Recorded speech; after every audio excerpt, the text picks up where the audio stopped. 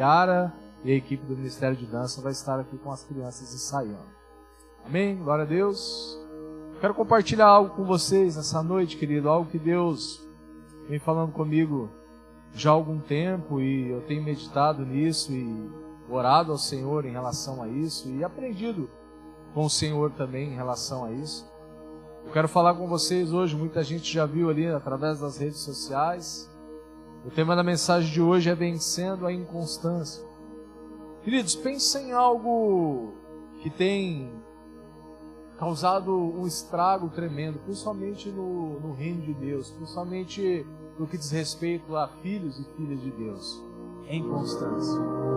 Quando nós saímos um pouquinho, queridos, desse ambiente chamado igreja, quando nós saímos um pouquinho desse ambiente chamado cristianismo, se é possível nós dizermos isso, mas a inconstância, querido, ela tem sido um mal, principalmente nesses dias. Muito obrigado, Chico. A inconstância tem derrubado pessoas, a inconstância tem gerado doenças no coração de muitas pessoas, e é disso que eu quero conversar com vocês nessa noite. Talvez esse tema de tão importante que ele é, talvez nós poderíamos investir aqui vários domingos para conversar sobre isso. Mas com a graça de Deus eu quero falar com vocês um pouquinho nessa noite, bater um papo com vocês, dando alguns princípios que a palavra de Deus nos ensina de como nós vencermos esse mal chamado inconstância. Amém? A inconstância, querido, em muitos casos, ela é a porta para o pecado na vida de pessoas. A inconstância, muitas vezes, ela é a porta para aquela pessoa que viveu uma vida com Deus, uma vida firme, uma vida fiel a Deus. Essa mesma pessoa, num certo momento da sua vida, ela cair num momento de frieza espiritual. A inconstância, querido, também, ela é a causa da queda de muitos homens e mulheres de Deus. Quem de nós não conhece ou não conheceu algum homem e mulher de Deus que hoje talvez não anda mais nos caminhos do Senhor, mas que eram homens e mulheres fervorosos, queridos? Eram homens e mulheres que tinham o seu coração no Senhor. E por causa desse mal chamado inconstância, essas pessoas não andam mais hoje nos caminhos do Senhor. A inconstância, querido, ela pode levar eu e você, nós, a lugares que nós nunca gostaríamos de estar. Não sei se você já parou para pensar sobre isso. A inconstância, ela pode levar homens e mulheres que caminhavam firmes e constantes do Senhor a uma vida de desânimo. Muitas pessoas que hoje estão caminhando com Deus, estão caminhando dentro de uma igreja. É até estranho a gente falar sobre isso, mas é uma realidade isso, querido. Muitas pessoas que têm caminhado, que estão num lugar de desânimo hoje, caminhando dentro das igrejas, não estou falando lá de fora não. Muitas pessoas que estão desanimadas hoje com a vida, desanimadas com a família, desanimadas com o trabalho, desanimadas com vários outros fatores. A causa desse desânimo, querido, muitas vezes tem sido a inconstância. E é importante, querido, nós falarmos sobre isso. Muitas pessoas, querido, caíram num lugar terrível chamado incredulidade por causa da inconstância. Eu quero que você abra comigo aqui a sua Bíblia lá na Epístola de Tiago, lá no livro de Tiago, capítulo 1, verso número 5. Eu quero ler alguns versículos com vocês nessa noite, pelo menos 3 versículos aqui no que o Tiago nos ensina. Antes disso, eu gostaria de orar, querido, com você. Você pode fechar os teus olhos aí por um instante. Pai querido, nós queremos te agradecer, Senhor, por esse tempo precioso, Pai. Por essa noite especial, Senhor, que o Senhor preparou para cada um de nós aqui, Pai. Por cada vida, Senhor, por cada homem, por cada mulher de Deus que o Senhor impeliu, que o Senhor conduziu até esse lugar, Pai. Obrigado, Pai, por essa igreja linda e abençoada, Pai. O Senhor tem cuidado, Senhor, ao longo de todos esses anos.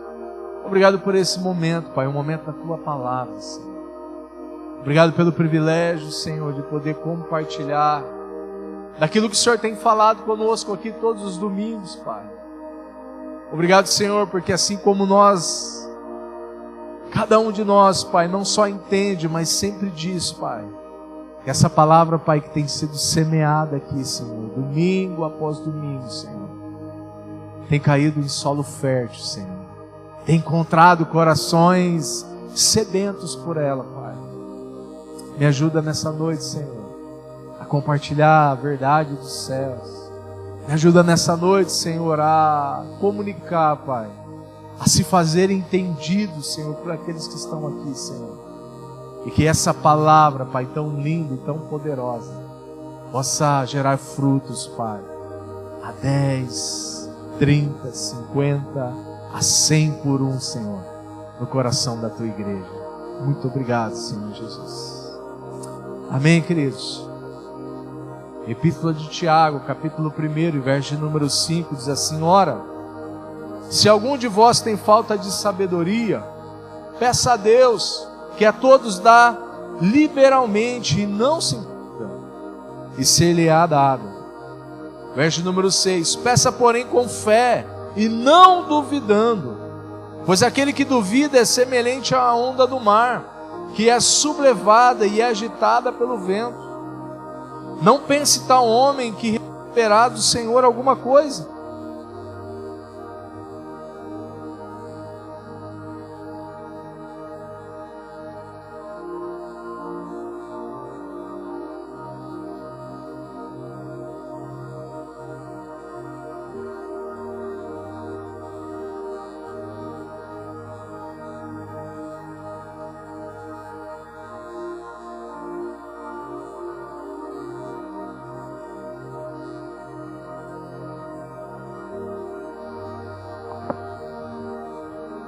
Glória a Deus.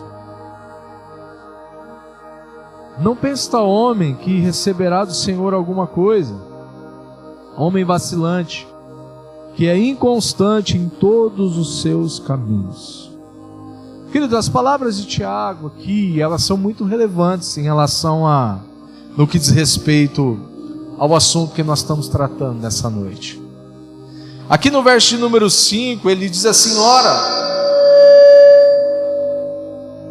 vai dar certo, fica tranquilo. Ora, se alguém de vós tem falta de sabedoria, peça a Deus, que a todos dá liberalmente, não censure, ser-lhe-á dada. Quem de nós, querido, nunca precisou de sabedoria em alguma área da sua vida? Quem de nós nunca oramos ao Senhor: Senhor, me dá sabedoria? Quem de nós pais aqui nunca oramos e nunca precisamos de sabedoria do alto para lidar com os nossos filhos? Quem de nós aqui, querido, nunca precisou de sabedoria para lidar com outras pessoas? Quem de nós nunca precisou de sabedoria para lidar com as dificuldades, com as adversidades? E muitas vezes até sabedoria para lidar com a escassez em alguns casos. Mas Tiago, querido, ele está dando uma chave muito preciosa para nós. Ele diz: se alguém precisa de sabedoria, peça a Deus, que Ele dá liberalmente, ou Ele dá com abundância, querido. A primeira questão aqui, é interessante como Tiago fala nisso: pastor, mas o que a sabedoria tem a ver com a inconstância? Tem tudo a ver, querido.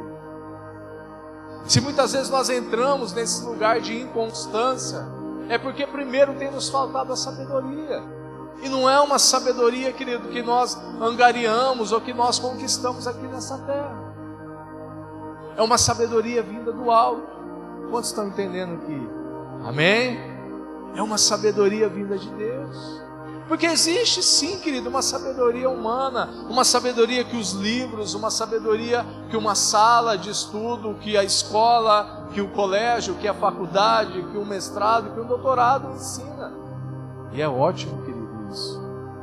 Mas existem coisas, querido, que nada nessa terra vai nos ensinar, a não ser o nosso próprio Deus. E é dessa sabedoria que o Tiago estava falando conosco. Aqui no verso número 6, ele diz assim: peça com fé e não duvidando.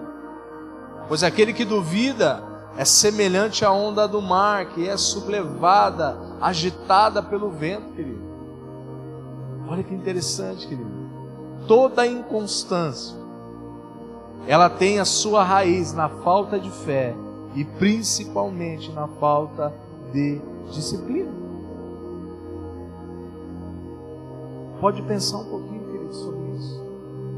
Toda inconstância na nossa vida, ela é muitas vezes causa da nossa falta de fé. Toda inconstância, querido, talvez na nossa vida com Deus, ela é um sinal de uma falta de fé. Ô pastor, mas você está falando com alguém de fé, glória a Deus, querido. Mas se até os discípulos que caminharam com Jesus, querido, durante 3 anos e meio, chegou um ponto na vida deles que eles disseram para Jesus: Senhor, aumenta a nossa fé. Certo momento, querido, Jesus olha para aqueles homens e diz o quê? Homens de pequena fé. Muitas vezes, querido, a causa dessa inconstância é a nossa falta de fé. Em alguns casos não, mas em alguns casos é certo. Em outros casos é falta de disciplina. Para falar algo mais bonitinho aqui, para não falar algo mais rasgado. Nós precisamos entender, querido, aquilo que a Bíblia, a palavra de Deus nos ensina. Peça com fé, querido, e não duvidando. Eu gosto muito de Hebreus, capítulo 11, verso número 1. Ali o autor de Hebreus, ele vai dar uma lista extensa e linda, querido, uma galeria dos heróis da fé. De homens e mulheres de Deus que marcaram a história com a sua fé. Abre lá comigo, no livro de Hebreus, capítulo de número 11, verso número 1. Eu quero que você acompanhe comigo aqui o que o autor de Hebreus aqui está nos ensinando, algo sensacional, querido. Hebreus 11, verso número 1. Olha o que o autor de Hebreus aqui nos ensina. Ele diz assim: ora, a fé é a certeza das coisas que se esperam e a convicção dos fatos que não se veem. Parece loucura isso, querido, mas isso é fé. A certeza das coisas que se esperam e a convicção dos fatos que nós não estamos vendo. Isso é fé. Isso é caminhar por fé. Olha no verso número 2, ele que diz assim: pois pela fé os antigos obtiveram bom testemunho. Pela fé entendemos que foi o universo formado pela palavra de Deus, de maneira que o invisível veio a existir das coisas que não aparecem. Eu acho lindo, querido, esse verso número 3. Pela fé entendemos que foi o universo formado pela palavra de Deus. Pelo que foi formado o universo, querido? Pela palavra de Deus. Não foi de uma explosão, querido, não foi de qualquer outra coisa. O universo foi formado pela palavra de Deus. Como todas as coisas que nós vemos hoje, a natureza ela foi criada pela palavra de Deus. Se você ler lá em Gênesis, no capítulo de número 1, você vai perceber o que eu estou falando. De uma maneira simples, de uma maneira clara. A palavra de Deus ali diz: e disse Deus, haja luz, e disse Deus, e disse Deus, e disse Deus, e todas as coisas que nós vemos, que nós contemplamos, foi criado por Deus. De maneira que o visível veio a existir das coisas que não aparecem. Olha no verso número 4, aqui ele vai começar a falar desses homens e dessas mulheres de Deus que marcaram a história e que são lembrados até hoje e vão ser lembrados eternamente. Olha no verso 4, diz assim: pela fé Abel ofereceu a Deus mais excelente sacrifício do que Caim, pelo qual obteve testemunho de ser justo e tendo a aprovação de Deus quanto às suas ofertas. Olha no verso número 5. Pela fé. Tem um restinho do 4 aqui. Tendo a aprovação de Deus quanto às suas ofertas, por meio dela também o mesmo depois de morto ainda fala. Verso número 5. Pela fé, Enoque foi trasladado para não ver a morte e não foi achado, porque Deus o trasladara. pois antes da sua transladação obteve testemunho de haver agradado a Deus. De fato, sem fé é impossível agradar a Deus, porquanto é necessário que aquele que se aproxima de Deus creia que Ele existe, que Ele se torna galardoador dos que o buscam. Pela fé, Noé, divinamente instruído acerca dos acontecimentos que ainda não se viam, e sendo temente a Deus, aparelhou uma arca para a salvação da sua casa, pela qual condenou o mundo e se tornou herdeiro da justiça que vem da fé.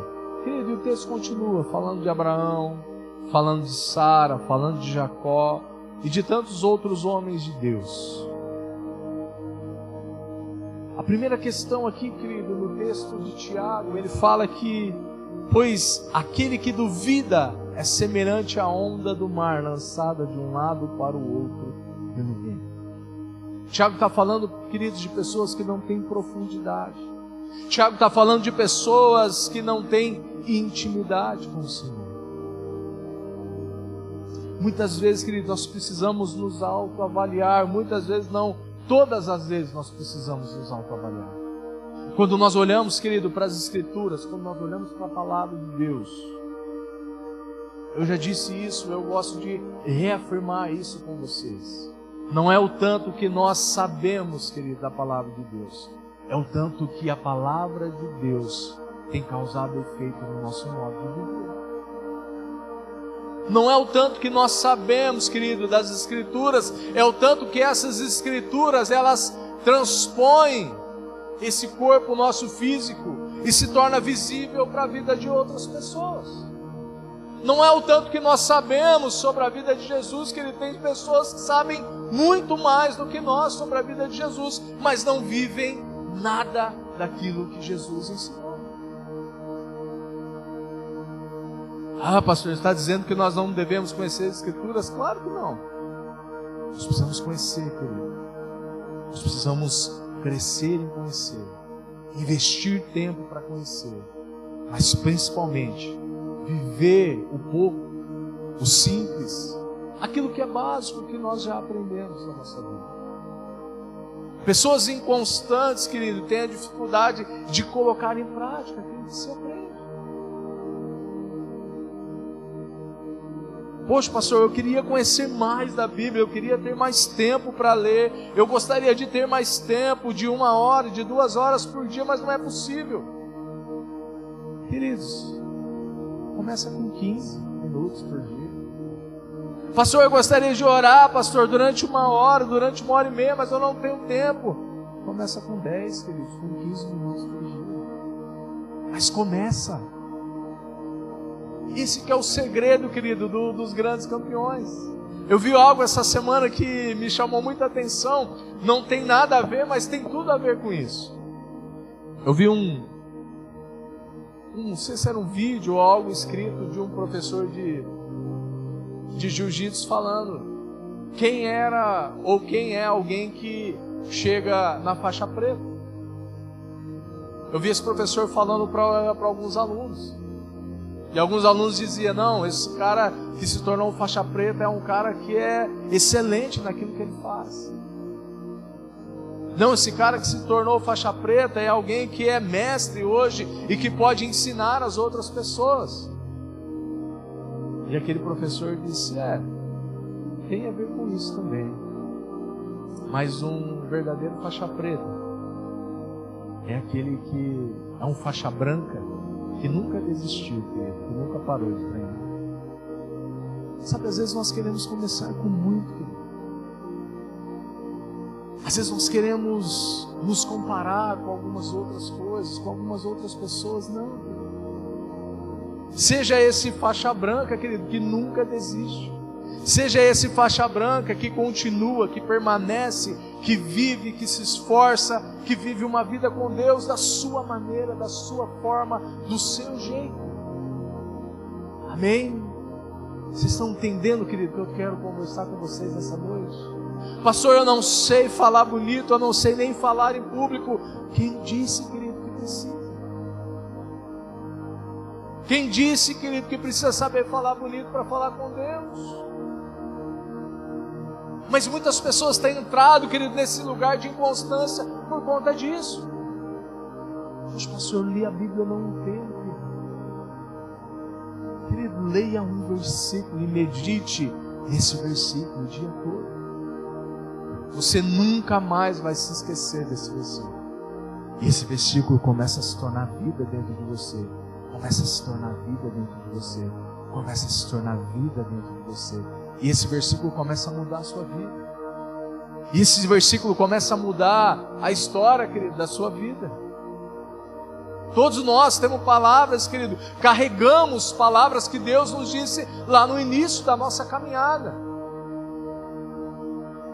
Pastor, porque se Deus fala com todo mundo, se Deus dá palavras, mensagens para a vida das pessoas, por que muitas pessoas não estão aqui conosco hoje e não estão em nenhum outro lugar mais caminhando com Cristo? Sabe quem foi, querido, um homem que eu admiro muito na palavra de Deus? Foi Josué. Josué, ele foi o sucessor de um grande homem chamado Moisés. Deus deu uma palavra para Josué, querido, e reafirmou aquela palavra no coração daquele homem. Lá em Josué, no capítulo 1, você vai encontrar Deus falando com Josué: Josué, tão somente ser forte e corajoso, pois assim como eu fui com Moisés, assim eu serei com você. Josué, querido, foi alguém que caminhou junto com Moisés. Quando Moisés estava diante do Senhor, Josué estava à porta da tenda, servindo, cuidando das coisas que lhe era devido. Mas Josué foi alguém que guardou, querido, uma promessa de Deus e não se desviou dessa promessa. Todos nós, querido, temos promessas de Deus, sim ou não? A questão não é ter promessa. A questão é o que nós fazemos com essa promessa. A questão não é ter a palavra, porque Deus fala, querido, Deus imprime palavras dentro de nós. Sim ou não? Sim, querido, tem palavras, tem versículos que eu me lembro lá do início da minha conversão, que até hoje eles geram vida dentro de mim. Tem palavras que Deus disse através da palavra, tem palavras que Deus me disse no meu quarto, lá orando a Deus, e tem palavras que Deus usou pessoas para me dizer. Mas a grande chave, querido, na vida de Josué foi não se desviar nem para a direita, nem para a esquerda. Foi continuar caminhando nessa palavra, foi continuar perseverando nessa palavra, foi continuar aprendendo nessa palavra, foi continuar vivendo essa palavra. A inconstância, querido, fala disso. Fala de alguém que recebeu algo de Deus. Fala de alguém que entendeu algo de Deus, mas que não guardou o seu coração. Ou muitas vezes essa palavra não gerou vida, ficou só no nosso intelecto. Ficou só aqui, querido, na parte do saber. A palavra de Deus, querido, ela precisa encontrar lugar dentro do nosso coração. As palavras do Senhor precisam encontrar lugar dentro do nosso coração. E sabe quem é o grande responsável por isso, querido? Põe a mão no seu peito assim e diz: sou eu, pastor. O grande responsável somos nós. Pessoas, queridos, sem profundidade em seus relacionamentos, principalmente com Deus. A cruz, querido, entre tantas coisas, ela nos aponta para o relacionamento com Deus e para o relacionamento com o nosso irmão. A base da cruz, querido, qualquer cruz que nós conhecemos, ela é uma madeira na vertical e uma madeira na horizontal. A madeira na vertical, querido, entre tantas outras coisas, ela representa o nosso relacionamento com o Pai. O nosso relacionamento na vertical. E a outra parte da cruz, a outra madeira, ela representa, ela é uma madeira que está fixada na horizontal. E essa madeira fixada na horizontal, entre tantas outras coisas, ela representa o nosso relacionamento com o nosso irmão. Mas sabe, existe algo precioso, querido, nisso. A madeira, querido, da parte horizontal, ela está fixada na madeira da parte vertical. A maneira com que nós nos relacionamos, querido, com os nossos irmãos, a maneira com que nós nos relacionamos com as outras pessoas, fala muito, diz muito a respeito da nossa maneira com que nós temos nos relacionado com o Senhor. Você conhece alguém, querido, que tem pessoas amargas, pessoas tristes, amarguradas? Você conhece alguém assim? Não precisa falar. Certamente são pessoas que não têm um relacionamento com Deus. São pessoas inconstantes nos seus relacionamentos, principalmente com Deus. A partir do momento, querido, que nós estabelecemos um relacionamento, querido, na vertical, a partir do momento que nós priorizamos esse relacionamento na vertical, o nosso relacionamento na horizontal, ele vai se tornar um relacionamento muito melhor, muito mais prazeroso, muito mais gostoso, muito mais leve. Você quer ser um marido melhor? Cadê os homens? Sim ou não? Amém, homens? Você quer ser um pai melhor? Sim ou não, homens? Você quer ser um profissional melhor? Sim ou não? Todos nós queremos. A chave é: estabeleça um relacionamento na vertical com o Senhor. Mulheres, na mesma coisa. Você quer ser uma melhor mãe, você quer ser uma melhor esposa, você quer ser uma filha de Deus melhor, estabeleça um relacionamento com o nosso Deus. Você quer ser um vizinho melhor, querido, para a sua vizinhança. Você quer ser um atendente, você quer ser um profissional melhor, estabeleça hoje um relacionamento com Deus. Aleluia. Eu sei que eu estou chovendo no molhado, querido, mas é necessário nós entendermos o porquê de uma vida inconstante.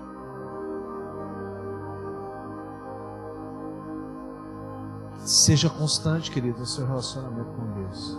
Não existem super-heróis, existem homens e mulheres que são constantes em seus relacionamentos com Deus e por isso se tornam melhores a cada dia. Não existe, querido, super-homem, não existe mulher maravilha no reino de Deus. Existem homens, querido, que estabeleceram algo na sua vida e que vivem aquilo que eles estabeleceram com Deus. Não existem mulheres maravilhas, querido, no reino de Deus. Existem mulheres que estabelecem uma conexão, um relacionamento com Deus todos os dias da sua vida. Amém? E essas mulheres se tornam melhores mães, melhores esposas, melhores amigas, mulheres mais agradáveis, homens mais agradáveis e se tornam.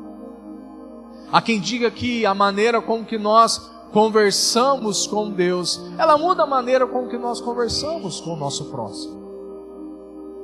Pessoas ásperas, querido, ríspidas, pessoas que muitas vezes não têm o controle da sua língua, são pessoas que não estabeleceram um relacionamento horizontal. Isso é básico, querido. Eu sei que você sabe disso, talvez até melhor do que eu, mas é necessário nós nos lembrarmos disso todos os dias da nossa vida. A fé, querido, para começar, ela é importante, sim ou não? Sim ou não? Mas mais importante do que a fé para começar, é a fé para permanecer e continuar. Quantos de nós, querido, nos estabelecemos na nossa vida: amanhã, segunda-feira, eu vou começar uma dieta. Amanhã, na segunda-feira, eu vou começar a praticar um exercício físico. Amanhã, na segunda-feira, eu vou começar uma academia, eu vou começar qualquer outra coisa, e nós começamos. E muitas vezes nós começamos, mas nós só começamos. E nós não damos continuidade naquilo que nós fazemos. Qual que é o segredo, querido, disso tudo? Qual que é o segredo de ter uma vida saudável? É permanecer, é perseverar, é ser constante. Não tem outro jeito. Não tem outra maneira. A constância, querido, ela vai gerar valores dentro de nós. Se você se tornar uma pessoa constante naquilo que você faz, você vai perceber que ao longo dos anos, você vai se tornar uma pessoa melhor. Eu acho muito interessante, querido, quando eu olho para a vida de algumas pessoas que estão aqui há já bem mais tempo do que nós. Pessoas que estão aqui desde o início, querido, da comunidade. E são pessoas que continuaram a sua caminhada com Jesus. Não foram pessoas que pararam, querido, no meio do caminho por causa de empecilhos. Não foram pessoas que pararam no meio do caminho por causa de problemas. Pelo contrário, são pessoas que transpuseram os problemas, que transpuseram as adversidades. Pessoas que permaneceram fiéis, querido, quando muitos não permaneceram fiéis. Isso se chama constância. Amém? Amém? Aleluia. Isso se chama constância. Nós precisamos estabelecer, querido, hoje, algo nas nossas vidas. A fé, para começar, ela é importante. Mas a fé, querido, que realmente vai fazer a diferença na nossa vida é a fé de permanecer. É a fé de continuar fazendo isso todos os dias. Falando nisso, eu quero que você abra a sua Bíblia no Evangelho de João, capítulo de número 15 e verso de número 1. Eu quero ler com vocês alguns versículos aqui de João 15, que é um texto lindo da palavra de Deus. As palavras do próprio Senhor Jesus aqui, João 15:1, diz assim: Jesus dizendo: eu sou a videira verdadeira e meu Pai é o viticultor. Toda vara que em mim que não dá fruto, Ele corta, e toda vara que dá fruto, Ele a limpa para que dê mais fruto.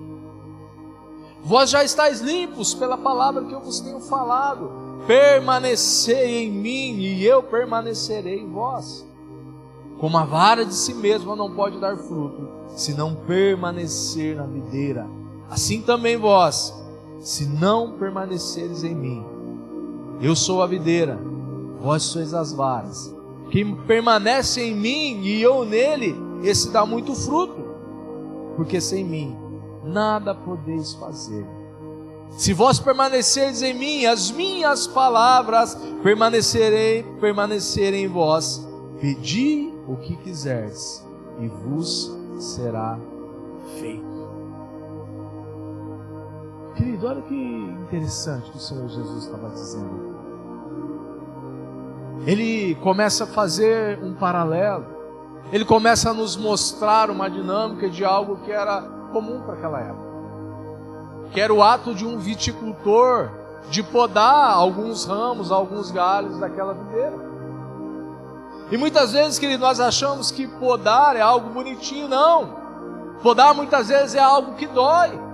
Só que o Senhor Jesus deixa claro aqui que aquele que Ele poda, aquele que Ele cuida, aquele que Ele trata, é para que dê muito mais fruto. Mas aquele que Ele não faz isso, Ele corta e lança fora. É óbvio, querido, é claro que nenhum de nós quer ser cortado e lançado fora. Só que muitas vezes a poda, ela dói. Muitas vezes a poda, ela não é algo confortável, nem para a planta, nem para aquela videira, e muito menos para as nossas vidas. Ai, pastor, eu tenho prazer em ser podado, eu tenho prazer. Não, querido, ninguém tem prazer. Mas não é sobre ter prazer, não é sobre gostar, não é sobre ser confortável. É sobre o quanto nós temos deixado, querido, realmente Jesus trabalhar nas nossas vidas. A vara que não dá fruto, o viticultor corta, mas a vara que dá fruto, ele limpa. Para quê? Para que dê mais fruto. O segredo aqui, querido, para ser constante é ser limpo. Nem todo mundo quer ser limpo, querido. Ser limpo muitas vezes requer uma vida de intimidade com Deus. Nós temos falado muito sobre intimidade com Deus, querido, mas sabe qual que é a grande verdade?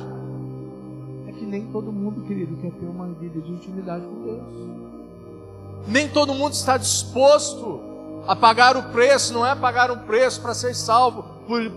Por isso a palavra de Deus diz que isso já foi pago o preço. Amém? Mas é pagar o preço, querido, de viver uma vida de verdade, de intimidade com o nosso Deus. A verdade é que nem todos estão dispostos, querido, a fazer isso.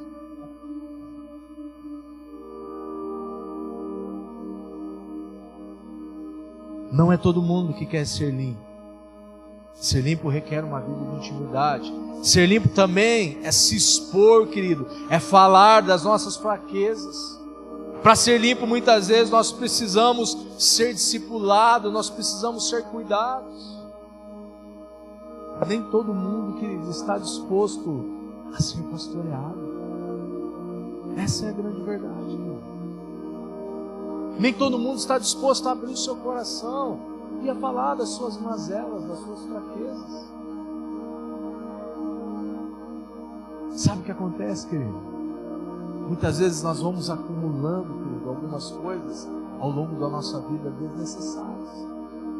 Nós vamos acumulando bagagens, nós vamos acumulando pesos, culpas, traumas, querido, que isso causam coisas terríveis na nossa vida e nós muitas vezes não sabemos porquê. Nós precisamos ser limpos, querido. Amém? Nós precisamos sentar, querido, com pessoas de confiança, pessoas que você confia, pessoas que você sabe que vão te ajudar, homens e mulheres de Deus dispostos a ouvir você, a ouvir as suas falhas, a ouvir os seus pecados. Sabe, querido, não se fala mais nisso hoje em dia. Existe um evangelho fantasioso, o evangelho disso, o evangelho daquilo, mas não se fala mais sobre confessar pecados, querido. Isso é ser limpo. Olha que Tiago, capítulo 5, verso número 16, nos ensina. Confessai, portanto, os vossos pecados uns aos outros, e orai uns pelos outros para serdes curados. A súplica de um justo pode muito na sua oração. A pergunta do céu, querido, para nós essa noite: você já sentou com alguém para confessar os seus pecados? Ou há quanto tempo você não senta com alguém da sua confiança e abre o seu coração e confessa os seus pecados uns aos outros? Porque esse texto de Tiago, querido, ele é muito claro. Nós não precisamos confessar os nossos pecados para ser perdoados, porque Jesus já nos perdoou, amém? Para ser perdoados, nós precisamos falar com Jesus, querido, com Deus. Agora, para nós sermos curados, nós precisamos sentar com outra pessoa.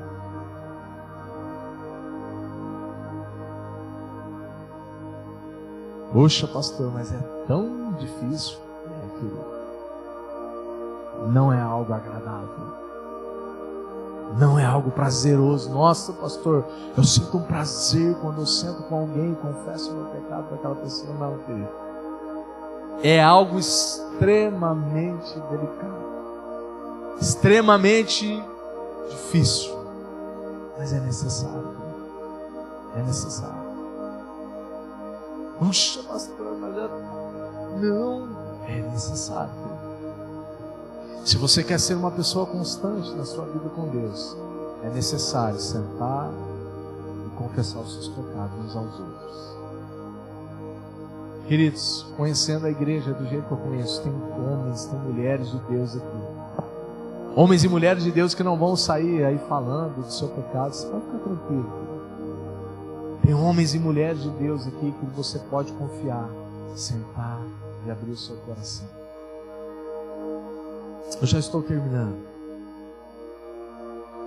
Muitos cristãos hoje, queridos, são inconstantes, porque estão carregando peso demais. Muitas vezes pesos desnecessários, têm guardado pecados de estimação que têm atrapalhado a sua caminhada. Queridos, se tem uma coisa, querido, que nós não podemos se dar ao luxo de ter mais, são os pecados de estimação. Você quer ser uma pessoa constante, querido? Deixe de lado os pecados de estimação que você carrega ao longo da sua vida. Seja alguém, querido, sincero, principalmente com você mesmo. Eu digo isso, querido, com o maior temor do mundo. Seja sincero com você mesmo. Se autoavalie. Olhe para Jesus, querido. E se existe algo que o Espírito Santo fala nesses momentos, tá? Se você, pastor, não estou lembrando de nada. Ora, Espírito Santo de Deus, fala comigo. Quais são os pecados que eu preciso deixar? E Ele vai falando. Esse, aquele. Como já está falando agora, querido, com você.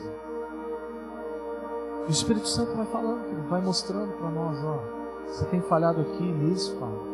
Isso daqui já faz anos que você está errado. Está na hora de dar um basta nisso. Muita gente, querido, não consegue ter uma constância com Deus. Porque não tem aberto os seus corações. Você não precisa sair falando para todo mundo. Você precisa procurar uma pessoa da sua confiança, querido, um homem de Deus, uma mulher de Deus, de preferência com mais vivência de fé do que você, e abrir o seu coração. E abrir o seu coração. Aquele que permanece, ele dá muito fruto. Porque ele sabe, querido, que sem Jesus, assim como a palavra diz, nós não podemos fazer nada.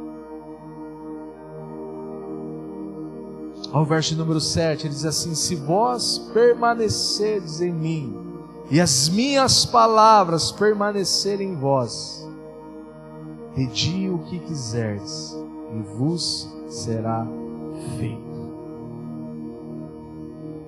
Existe uma recompensa, querido,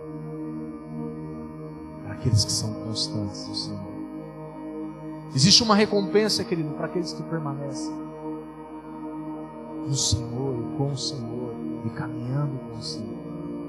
Muitas vezes algumas pessoas só querem o que diz respeito ao versículo de número 7. Se permaneceres em mim, nas minhas palavras permaneceres em vós, vocês podem pedir o que quiser.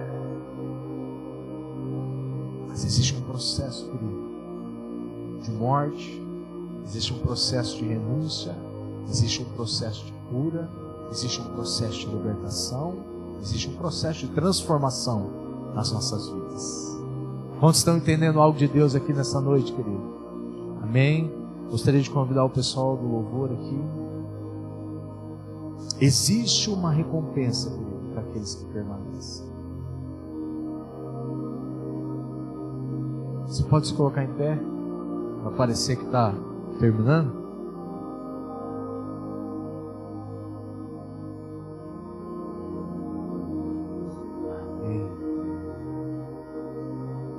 Fez sentido para você, querido, alguma coisa aqui nessa noite? Dá um tchauzinho com a sua mão assim. Se não fez sentido também não tem problema nenhum, querido. Seja sincero com você. Pastor, eu acho que tudo isso aí que você falou não tem nada a ver. Fique tranquilo, querido. Não vou ficar chateado por causa disso, não. Mas se fez sentido, eu gostaria que de alguma forma você fechasse os seus olhos agora.